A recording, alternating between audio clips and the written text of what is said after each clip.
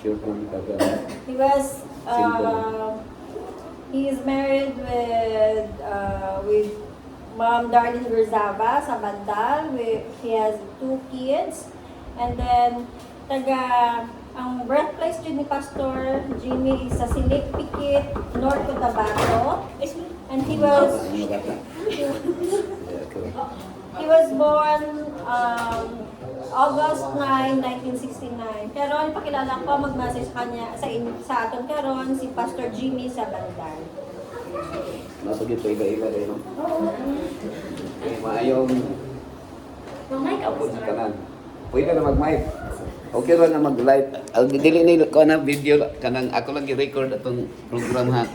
Kining lang sa ako ang message lang. Masikat na Okay. Okay, maayong abot sa kanan. So,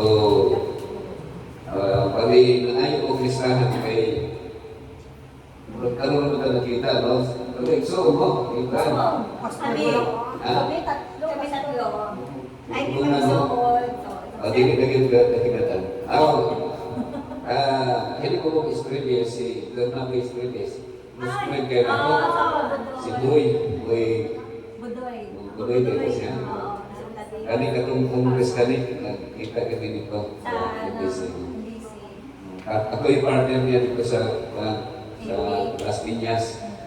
Kaya naka-church pastor ko dito within 5 years. Doon niya, kuyog-kuyog din dito sa iyan at bukid. So, amigo kami ni Luis Perez, no? So, doon yung kalibutan, sana kamera kay mami mo na Perez kayo nilagatan. Si, kapag nagkanta sa Balen, itong si Ma'am Luz and Ralyn. Alos ang Balen. Okay, so congratulations, no? So, kalagsaon ni siya na fellowship o ini nga blessing kay birthday day ni praise day. Okay, so di ba mga pila ko katuig mga play sa Manila. Manila? Oh. I know. Nag-start mo 2009, Oo. nag-ulit mo 2013. So, mga pila ko katuig dito ni engineer. 4 years.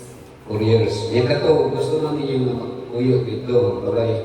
Oo, dito may ano, si Pangita, pinakabala mo yan to ay. So, every time naman may problema, maging abot. Oo. So, nagay ano, na pali naarag ko dito sa Davao dahil ikutan sa ito.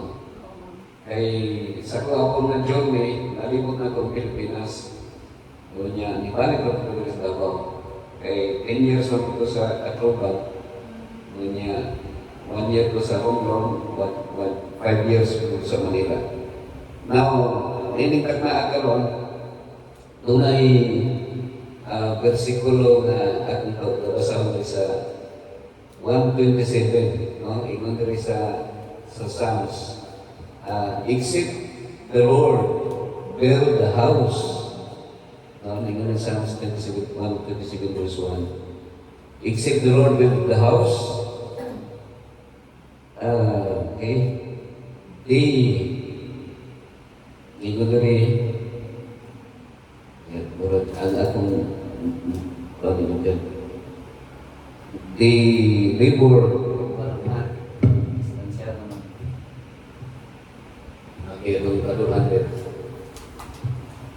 nag-ingon diri sa Psalms 127, except the Lord build the house, they labor in vain that build it. So, Father, i-remind kita ng mga iso, no? Na except the Lord build the house, those who labor, they labor in vain. Nay mga may nagtukod balay dito mag sa Del Sur na abroad sa na 7 million na kantidad. Pero kaglino, nalumpag yun, nagkurot. So, wala na bilin. So, na siya. Now, actually, sa na-mention ko kanina, anong needs of wants. Hindi mo na ito ng balay yun. Pero sa original yun na back to Eden, ang balay yun sa tao, ni Adan o ni Iba, ang atawag yung natural na balay, ano yun? ang ato ang langit nga wa may ulan. Wa may ulan niya. Dili po makapatay ang init. Kaya ang init, man ang temperature during the time before man committed sin against God, perfect ang temperature. So we do not need ng electric fan, ng aircon. Kaya when man committed sin against God, the glory of God is removed sa body.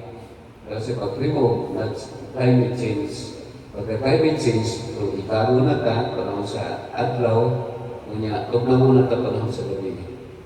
That's why during the travel from Egypt to the land of Canaan, ang mga Israelita, during the daytime, na sila'y pillars of clouds, and then during the nighttime, na ay pillars of fire. And that symbolized to the presence of God. Ano na siya. Now, karon, need na nato na balay na ka. So, na ay, since, kining celebration nato is Thanksgiving, pagpasalamat sa Ginoo. Kaya ang gihatag rin sa Ginoo sa Torah na gitawag na God's prescription din ng hangin, tubig, pagkaon. So, kinikuro nga i-provide sa Ginoo sa Torah, mao din atong needs. Pag-ingon sa Matthew 6:33, but seek ye first the kingdom of God and His righteousness, and all these things shall be added unto you. So, those things to be added to us is will supply, food supply.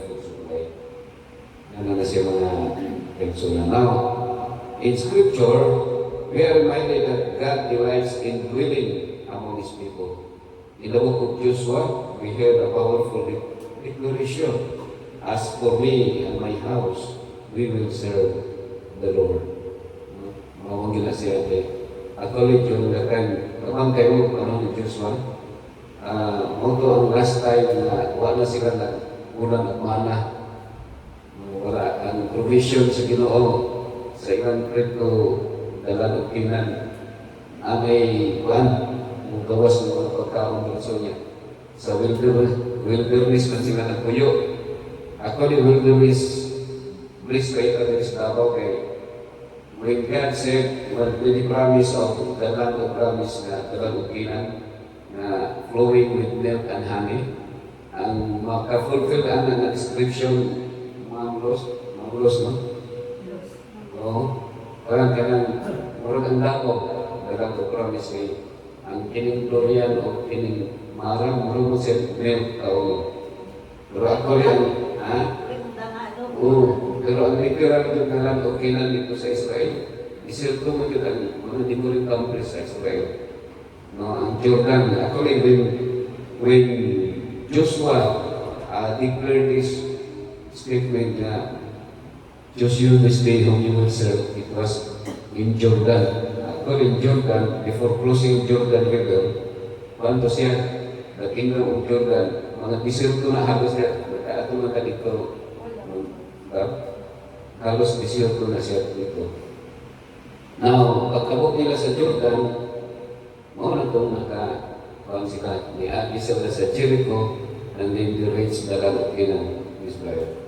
So, this is not simply a statement about belief. It is a commitment to make God the foundation of daily life. And that is what we celebrate today. A household built not just on concrete, but on faith, trust, and hope. Jesus himself knew the importance of hope. He visited the home of Martha, Mary, and Lazarus. He ate in the homes of tax collectors and sinners. He performed miracles in the homes of ordinary families. With every visit, Christ growth, peace, healing, forgiveness, and joy. So today we ask Him to do the same here and make His home be a place of peace, where stress turns into calm, and where forgiveness is spoken more often than anger. A place of love, where each person is valued, encouraged, and embraced just as TR. A place of refuge where the tired find rest, the lonely find companionship, and all who enter feels welcome. A place of prayer where God's name is honored and where His presence is recognized in both quiet moments and joyful celebrations. So, but beyond today's blessing, the most important blessing will come from the way this family lives within this home. Every act of kindness will bless it again. Every moment of prayer will sanctify it again. Every shared meal, every hug, every sacrifice, every honest conversation, these are the true walls that hold a house together. So as we bless this home, we pray that it will not only shelter the body, but also nurture the soul. May it be a small beacon of God's light in the world, and may everyone who crosses this threshold feel the warmth of God's love, and may this home be rooted in faith, strengthened by hope, and overflowing with love. So, every time na ang presence sa Ginoo ana, that is the place na matawag na to the holy place, no? So every time na mag-apo ka, mag-prayer, so we experience the presence of the Lord. Please kayo pa rin sa inyo, ha? And kung ato mong basahan ang biblical narrative sa Israel, hindi basta-basta. Sa ito ato rin mga rally, mga ralim, ang kamantyan na ito rin sa mga Pilipino, yung mga high blood, mga diabetes, sila rin kalagsara kung naingat po sila na patay kalagsara. Sa Israel, halos adlaw-adlaw pinagsabi dito. You can just imagine na 9 million na rin na population compared sa Pilipino, close na 120 million ang kanang population. So mag-relax kayo ito dito. Unlike before, sigahan na tentra nilang turunan. O niya, talikad atake ang mga Moabites, mga Amalicans, mga karoon, mga Philistines, mga Palestinian. Kita blessed ka. Pero sa atong pagka-ino na to, blessed tayo, it's also a great blessing na we Filipino, we are Christians. And among the Christians, we are Seventh-day Adventists na follow what the Israelites na iba pong journey follow sila. So, we are protected din, no? Unlike sa one ito nga, ano yun? Mga 10 taon na sigara. Pero ako sa lugar sa Israel, karon mga ko na mga buildings. So, modern tayo na sila. Now, akong kasama diri ang sa kadita ni ikalim na receive na sa inyong messenger ito. Ang inyong itubagan ninyo diri na ay leader sa na ito niya na ay people kamo ang tubag. Pagkarana na ko niyo. So, pagkahumaan ni mo tour ka sa mga rooms niya, mo na may perfume diri, it symbolized to that incense or the presence of God through the Holy Spirit. Every rooms na tumatuan atong pahumukan. Okay, hindi na? Pinapatanggal pas. Pinapatanggal. Bisa dili na lang. Dili na lang kinimulay. Hindog ka. Hindog ka tanan. Sige. Okay. So, kasama na po dali ang sa leader, itubag mo sa people. Okay? Lord God Almighty, Creator and Sustainer of life, we invite you to dwell in this home. Give us, O Lord, and make this house your dwelling place. Lord, bless this house and all who live in it. May your peace rule in every home. Bless the doors through which we enter and live. May we go out safely and return in joy. Bless the walls that surround us. May they be filled with love, laughter, and protection. Bless this family with unity and understanding. Bind us together in love and forgiveness. Where there is conflict, bring reconciliation. Where there is fear, bring faith. Where there is weariness, bring strength. Where there is sorrow, bring comfort. We dedicate this home to you, O Lord. May Christ be the unseen guest with every gathering. May your word be honored in this home. May prayer be heard in the religious walls. May this home be a place of witness and service. Let your light shine through the darkness. Lord, be our refuge and fortress. Guard this home from harm and evil. Send your angels to watch over us and night. Keep us safe under the shadow of your wings. As for results, we choose to serve the Lord. We commit our lives, our family, and our home to you.